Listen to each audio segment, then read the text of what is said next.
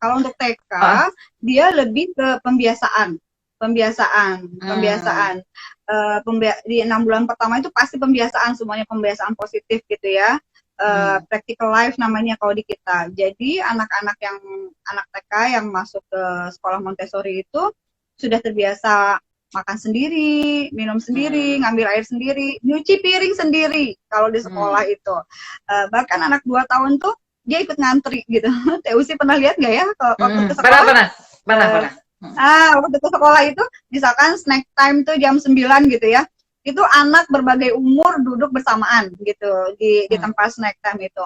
Snack time misalnya 30 menit gitu ya. Udah gitu yang udah selesai berikutnya dia ngantri ke wastafel, tempat cuci piring gitu. Nanti tuh semua adik-adik yang ngikut gitu, semuanya ngikut ngantri cuci piring gitu ya.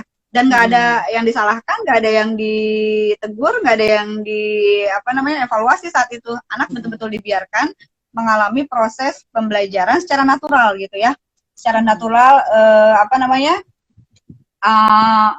dengan cara melihat dan belajar dari kesalahan gitu. Misalnya dia kelebihan sabun misalnya gitu ya, atau kelebihan air jadi basah, dibiarkan dengan arti yang positif ya, bukan dibiarkan main-main airnya, bukan, tapi dibiarkan dia merasakan bahwa oh ini kelebihan sabun ya, iya berarti nanti besok harus dikurangi sabunnya kayak gitu. Dan itu yang memberitahu biasanya bukan kami, bukan gurunya. Guru itu sebagai supervisor aja tuh di situ keliweran gitu ya. Yang memberitahu biasanya adalah kakak-kakak kelasnya, kakak di umurnya gitu, teman sebayanya gitu, tapi yang kakak kelas, karena di Montessori itu kita mengambil vertical grouping.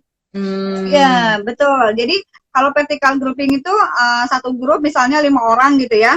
Dalam satu grup itu 5 orang itu ada yang 5 tahunnya, ada yang 4 tahunnya gitu loh Teh. Ada yang 3 tahunnya, ada yang 2 tahunnya gitu. Jadi nanti mereka saling belajar tuh, saling support gitu ya. Si yang besar jadi merasa ada adiknya, si yang kecil juga merasa ada kakaknya gitu. Dan interaksi vertical grouping itu kami ngerasain sangat-sangat membantu gitu ya untuk proses kematangan setiap anak. Bagus banget. Bagus banget gitu.